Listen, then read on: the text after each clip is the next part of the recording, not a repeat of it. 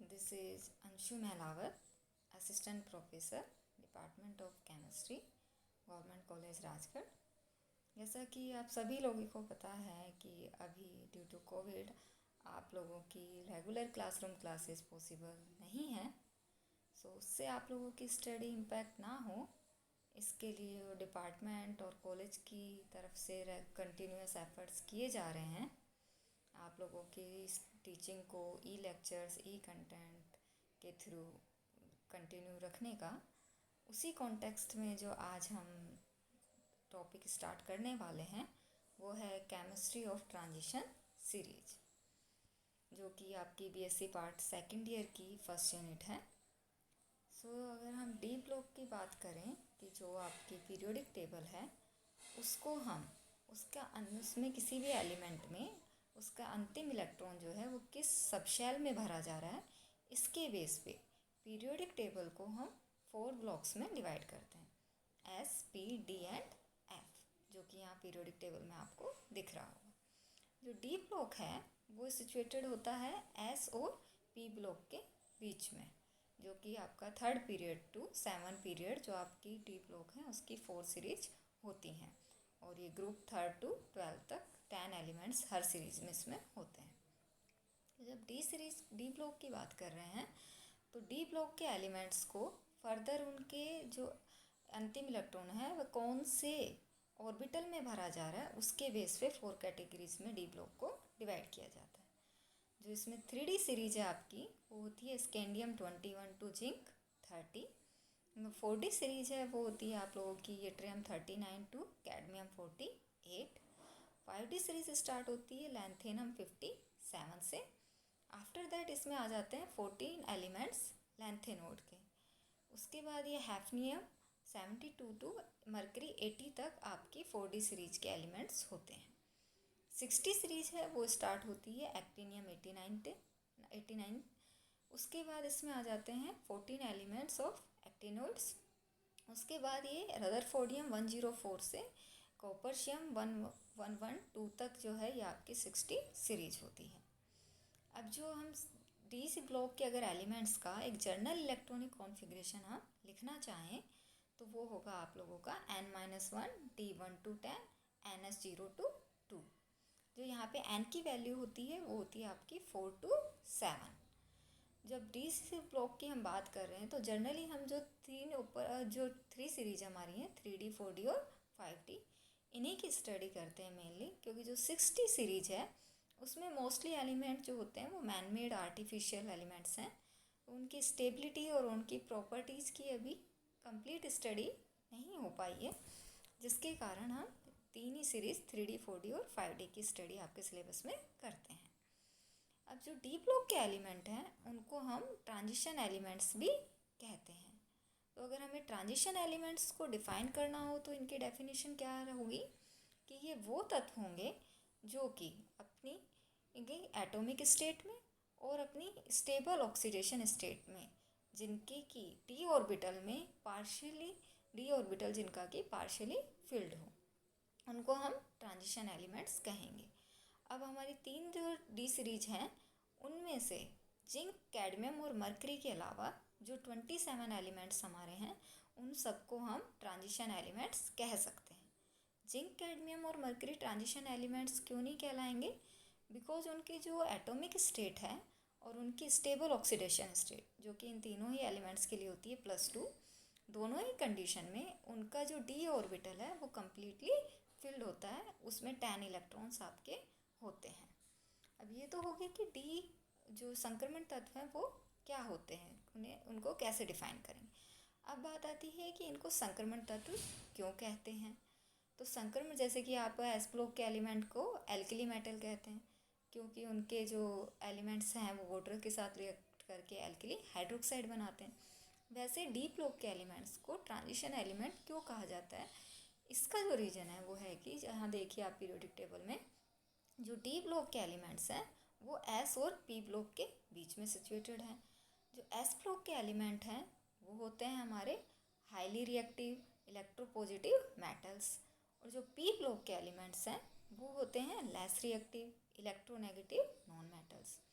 तो तो जब आप पीरियोडिक टेबल में लेफ़्ट टू राइट मूव करते हैं तो जब प्रॉपर्टीज़ का ट्रांजिशन आपको देखने को मिलता है डी ब्लॉक के थ्रू, इसी के कारण जो आपके डी ब्लॉक एलिमेंट्स हैं उनको ट्रांजिशन एलिमेंट्स कहा जाता है। कि जो लेफ़्ट साइड के एलिमेंट हैं उनकी प्रॉपर्टीज़ एस ब्लॉक से ज़्यादा सिमिलर होगी और जो आपके राइट साइड के एलिमेंट्स हैं उनकी प्रॉपर्टीज़ आपकी पी ब्लॉक के एलिमेंट से सिमिलर। तो ये तो हो गया आपका कि ट्रांजिशन एलिमेंट क्या होते हैं, क्यों होते हैं। अब इनकी एक जर्नल कैरेक्टरिस्टिक्स को हम जानें कि हर ब्लॉक की कुछ जर्नल कैरेक्टरिस्टिक्स होती हैं। वैसे डी ब्लॉक की जो जर्नल कैरेक्टरिस्टिक्स हैं जिनके कारण इनकी स्टडी हम करेंगे, उनकी समराइज फॉर्म में आपको वो स्क्रीन पे दिख रही होंगी। इन्हीं प्रॉपर्टीज़ को हम वन बाय वन आगे के लेक्चर्स में इस चैप्टर में हमें पढ़ना है। तो डी ब्लॉक की जर्नल कैरेक्टरिस्टिक्स में है कि ये कैसे होते हैं, मेटेलिक प्रॉपर्टीज़ के होते हैं, कलर्ड कॉम्प्लेक्स बनाएंगे, साथ में कलर्ड कंपाउंड्स बनाएंगे, साथ में ये कॉम्प्लेक्स कंपाउंड संकुल यौगिक बनाते हैं। जो आपकी उपसह संयोजक यौगिक हम लोग पढ़ते हैं जो आपकी बीएससी सेकेंड ईयर में भी है, उसमें जो ज़्यादातर आपके कॉम्प्लेक्स कंपाउंड्स होते हैं वो डी ब्लॉक एलिमेंट से ही बनते हैं। इसके अलावा इनकी जो कैटालिटिकल प्रॉपर्टीज़ होती हैं वो काफ़ी हाई होती हैं। जो आपके कैटलिस्ट यूज़ होते हैं वो मोस्टली डी ब्लॉक के एलिमेंट्स होते हैं, जैसे निकेल, कैडमियम, आपकी पैलेडियम, प्लेटिनम, या आपके जिगलरनाटा में आपका TiCl4। तो मोस्टली जो आपके कैटलिस्ट होते हैं वो डी ब्लॉक एलिमेंट्स होते हैं। इसके अलावा जो इनकी स्पेशल जो एक कैरेक्टर है कि जो डी ब्लॉक के एलिमेंट होंगे वो वेरिएबल ऑक्सीडेशन स्टेट शो करते हैं। इसके ऊपर काफ़ी क्वेश्चंस बनते हैं जिनको कि हम आगे डिटेल में पढ़ेंगे। इसके अलावा डी ब्लॉक के एलिमेंट्स अंतरकाशी यौगिक बनाते हैं, मिश्र धातु बनाते हैं, इनके मेल्टिंग पॉइंट और इनके बॉइलिंग पॉइंट काफ़ी हाई होते हैं। ये होगी डी ब्लॉक की जर्नल कैरेक्टरिस्टिक्स। अब जो हमें सबसे पहले स्टडी कर रहे हैं हम कर रहे हैं फर्स्ट ट्रांजिशन सीरीज की।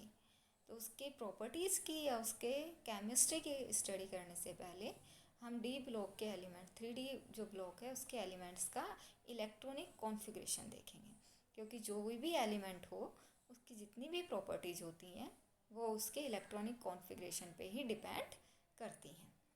अब यहाँ आपको स्क्रीन पे डी ब्लॉक के एलिमेंट्स की एक समराइज टेबल दिख रही होगी जिसमें उनका एटॉमिक नंबर, सिंबल, एलिमेंट्स के नेम और उनका इलेक्ट्रॉनिक कॉन्फ़िगरेशन मेंशन है। तो इसमें आप देखें तो डी ब्लॉक के जब हम 21 to 30 एटॉमिक नंबर तक जाते हैं तो इनके इलेक्ट्रॉनिक कॉन्फ़िगरेशन में एक रेगुलर सा ट्रेंड है कि एटॉमिक नंबर बढ़ने के साथ इनके 3D और ब्लॉक ऑर्बिटल में इलेक्ट्रॉन्स बढ़ते जाते हैं। जो दो एक्सेप्शन यहाँ पे आपको दिख रहे होंगे वो है क्रोमियम और कॉपर। क्रोमियम जिसका कि इलेक्ट्रॉनिक कॉन्फ़िगरेशन आपका होना चाहिए था 3D4 4s2, बट इसका इलेक्ट्रॉनिक कॉन्फ़िगरेशन होता है 3D5 4s1। वहीं कॉपर का आपका इलेक्ट्रॉनिक कॉन्फ़िगरेशन ट्रेंड के अकॉर्डिंग 3D9 4s2 होना चाहिए था, बट इसका होता है इलेक्ट्रॉनिक कॉन्फ़िगरेशन 3D10 4s1।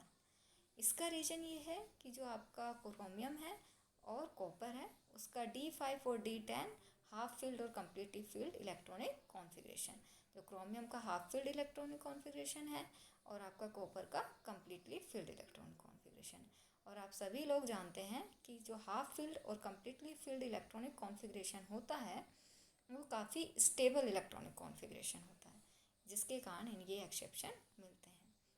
अब जो आप इलेक्ट्रॉनिक कॉन्फ़िगरेशन रखते हैं उसके लिए आई विल सजेस्ट कि आप लोग इलेक्ट्रॉनिक कॉन्फ़िगरेशन रटे नहीं, बल्कि इसको आप लोग रूल्स के अकॉर्डिंग, जो हमारे 3 रूल्स हम 11th में भी पढ़ते हैं इलेक्ट्रॉनिक कॉन्फ़िगरेशन लिखने के लिए, आपका आफ्बो रूल, हुंड का रूल और पाउली अपवर्जन रूल, उनके बेस पे आप एटॉमिक नंबर के अकॉर्डिंग हर एलिमेंट का इलेक्ट्रॉनिक कॉन्फ़िगरेशन लिखने की प्रैक्टिस खुद से कीजिए। उससे ये है कि आप इलेक्ट्रॉनिक कॉन्फ़िगरेशन भूलेंगे नहीं, आपको ज़्यादा रटने की ज़रूरत नहीं पड़ेगी और आपके लिखते वक्त मिस्टेक के चांस भी थोड़े कम होते हैं। तो ये आप लोग खुद से प्रैक्टिस करना, ये आप लोगों के लिए सही रहेगा। सो ये हो गया आपका एक बेसिक इंट्रोडक्शन आपका फर्स्ट ट्रांजिशन सीरीज़ का, जिसको कि हमें इस चैप्टर में पढ़ना है। सो अब इनकी जो केमिकल प्रॉपर्टीज़ और फिज़िकल प्रॉपर्टीज़ हैं उनको डिटेल्ड में हम 1 by 1 नेक्स्ट लेक्चर्स में पढ़ेंगे। तो तब तक आप इन लोगों इसको स्टडी कीजिए जो आपको मटेरियल मिला है, और कोई भी आपको प्रॉब्लम हो उसको आप अपने जो भी अपना डिपार्टमेंट का ग्रुप है, व्हाट्सएप ग्रुप, उस पर आप लोग पूछ सकते हैं क्वेरी को। Till then, thank you.